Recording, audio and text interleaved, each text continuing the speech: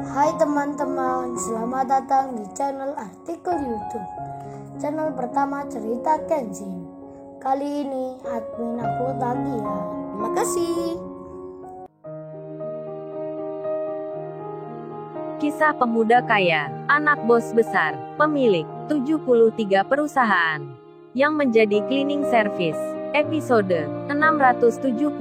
Setelah terungkapnya siapa Kenshin, Sarwenda pun kembali pulang ke rumah orang tuanya. Sejenak Sarwenda berpikir tentang kejadian yang baru dialaminya, hal yang sangat mengejutkan dalam hidupnya. Sarwenda teringat seorang pria yang naik motor biasa, yang telah menabrak mobilnya. Dianggapnya orang tak punya. Ternyata sebaliknya, dia punya kedudukan yang sangat tinggi.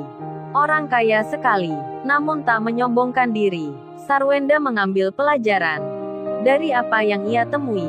Pak Tony pun demikian, menjadi sadar sekarang bahwasannya kekayaan yang ia miliki tak patut untuk disombongkan. Hari pun telah berganti. Paijo temannya Iwan, yang training kerja sekarang, dipanggil atasan karena tempo hari membuat pelanggaran, berbuat tak sopan di kantor bos Johan. Kepala HRD itu bilang, "Hei kamu Paijo, calon pegawai cleaning service. Kamu ini kemarin sudah kurang ajar. Kentut di tempat kerja pegawai utama. Seharusnya dihukum berat. Dipecat kerja tak jadi calon karyawan. Tapi berhubung kita masih bisa menahan marahnya bos Johan, kamu ini masih bisa selamat. Jadi sebagai imbalan, gaji pertamamu nanti akan dipotong sebagai gantinya. Apa kamu nggak keberatan?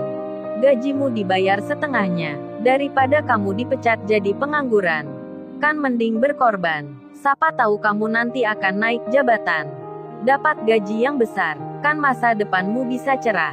Pihak HRD itu sekedar bicara, padahal hatinya berkata dusta. Memang cleaning service bisa naik pangkat, tak ada hal yang demikian. Dan Paijo pun menjawabnya, "Oh baik Pak, saya mau saja. Tak apa dipotong gaji setengah, asal masih bisa kerja." Paijo berpikir dalam hatinya, sebentar lagi akan menikah, jadi harus sabar dan tahan ujian. Apalagi tak ingin membuat Iwan temannya kecewa, karena baru sebentar kerja sudah dapat masalah. Paijo tetap menjalani seperti biasa. Sedang pihak HRD itu merasa senang, bisa dapat gaji setengahnya Paijo. Rupanya HRD itu memanfaatkan Paijo yang polos, ditakut-takuti dipecat kerja. Setelah 1 hari berganti, akhirnya tempat kerja Paijo kedatangan pegawai baru, yang langsung menempati posisi penting. Rupanya itu Pak Jayadi dan Arnold anaknya, yang berada di kantor Pak Johan bos perusahaan ini. Sekedar diketahui, Pak Jayadi kini berpindah kerja, karena malu digunjing orang sekantornya, sebab sudah berbohong, menuduh calon menantunya Niken, seorang wanita yang tak baik. Singkat cerita, Pak Jayadi ingin balas dendam ke Kenshin. Begitu pula Arnold anaknya, karena sudah membuka rahasianya. Arnold tak jadi dijodohkan dengan Sabria. Pak Jayadi pun kini meminta Pak Johan, yang tak lain saudara iparnya, untuk membuat perhitungan ke Kenshin. Di kantor mereka bertemu, seperti yang dikatakan kemarin. Pak Johan itu sekarang bertanya pada Arnold keponakannya, "Oh ya Arnold, memangnya cerita lengkapnya seperti apa? Kok ada orang berani menggagalkan perjodohanmu? Membuat malu ayahmu pula. Siapa dia memangnya? Tunjukkan pada ommu ini, biar om kasih pelajaran." Arnold pun bercerita, Pak Jayadi ayahnya pun sama. Hingga Pak Johan itu berkata, "Oh jadi dia anak muda, yang berlagak sok kaya. Jangan mau tertipu dengan panggilan itu. Jangan mau dibohongi dia kenal seorang pengusaha. Sekarang itu banyak sandiwara." Om Johan tak mudah percaya. "Kalau gitu kamu Arnold kerja saja di sini." Mas Jayadi pun sama langsung saja jadi kepala kantor utama. "Biar saya atur rencana tentang pemuda yang kurang ajar itu. Nanti kita kasih pelajaran bersama-sama." Benar-benar Pak Johan ingin membantu Arnold untuk balas dendam. Meski belum tahu siapa orang yang dimaksudnya, Pak Johan malah menghubungi anak buahnya untuk mencari tukang pukul bayaran. Suruh datang ke kantor secepatnya. Setelah beberapa jam, yang ditunggu pun datang. Para preman jalanan tiba. terlihat 7 orang berwajah garang, bertato berjaket hitam, masuk ke tempat kerja Pak Johan. Arnold dan ayahnya Pak Jayadi pun melihatnya. Tak peduli di situ masih waktu kerja, ada sekretaris dan pegawai kantornya. Pak Johan itu nekat saja, karena merasa berkuasa, yang punya perusahaan ini. Pak Johan lalu berkata, "Oh ya kalian para preman, apa sudah dapat cerita dari anak buah saya ini? Tentang tugas kalian nanti, yang akan memberi pelajaran pada seseorang." Salah satu preman itu menjawabnya, "Oh mengenai hal itu kami sudah mendengarnya Pak. Bapak jangan khawatir, tinggal tunjukkan orangnya, pekerjaan langsung kami rampungkan." Di saat itu kebetulan, ada Paijo yang lagi mengepel lantai di tempat Bos Johan. Paijo pun mendengarnya, dalam hatinya berkata, memang siapa yang mau dihajar preman ini? Ternyata bos perusahaan ini orangnya tak baik, hendak berbuat kejahatan tapi menyewa orang.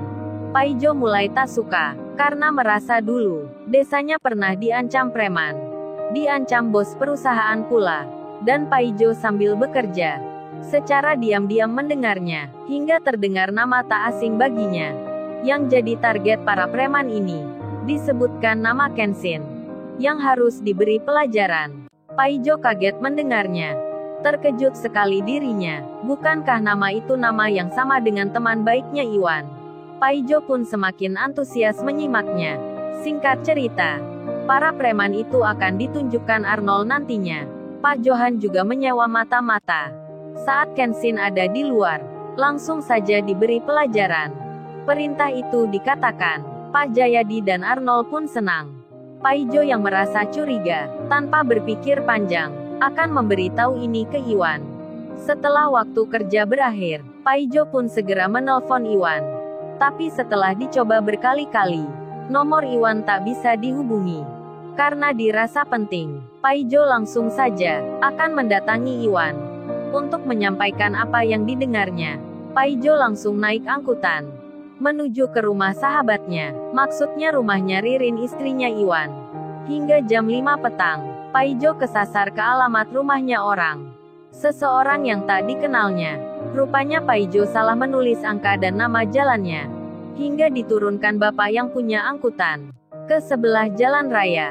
Seperti alamat yang ditunjukkan Paijo. Bapak yang punya angkutan itu bilang, "Oh ini masnya sudah sampai. Masuk gang itu saja, nanti tanya orang pasti banyak yang tahu." Paijo pun berjalan, hingga beberapa meter jaraknya, diketuklah rumah olehnya. Paijo pun bertanya, "Oh maaf sebelumnya ibu, saya mohon permisi. Apa benar rumah ini rumahnya Iwan? Maksud saya rumahnya Ririn istrinya. Saya Paijo temannya ingin mencarinya." Seorang ibu yang berdiri di depan pintu menjawabnya, "Oh maaf nak, saya kira anak ini salah alamat. Rumah ini tak ada yang namanya Ririn ataupun Iwan." Paijo pun bingung jadinya, lalu menunjukkan alamat yang ditulisnya. Ibu itu menjawabnya, "Iya nak memang ini benar alamatnya. Alamat rumah ini, tapi di sini tak ada nama Iwan ataupun Ririn." Kemudian ibu itu memanggil anaknya, Niken kamu keluar sebentar. Ini ada yang cari seseorang." Niken pun keluar, ibunya langsung bilang, "Ini Niken mas ini cari nama Iwan dan Ririn. Apa di tempat sekitar ini ada yang namanya begitu? Apa kamu mengenalnya?" Niken pun terkejut jadinya, mendengar nama yang dikenalnya. Niken langsung menjawabnya, "Iya bu saya kenal nama Ririn dan Iwan. Tapi mas ini kok bisa sampai ke sini? Berada di rumah saya ini. Masnya ini memangnya siapanya Iwan? Rumahnya kan jauh dari sini. Kalau gitu masuk saja dahulu. Biar saya teleponkan Ririn." Paijo pun lantas ditanya Niken, "Oh ya mas memangnya. Mas ini cari Iwan untuk tujuan apa ya? Kok bisa salah alamat ke rumah saya? Beruntung mereka berdua saya mengenalnya." Niken sudah berubah, mau menerima tamu orang tak punya. Paijo yang berpakaian biasa, disambutnya dengan ramah. Paijo pun menjawabnya, "Oh ini mbak maksudnya. Maksud saya mencari Iwan. Ada hubungannya dengan Kenshin. Kenshin teman baiknya, lagi diancam orang." Paijo kelepasan bicara. Niken kaget mendengarnya. Lalu, bagaimana kisah selanjutnya? Subscribe channel ini untuk episode berikutnya. Terima kasih.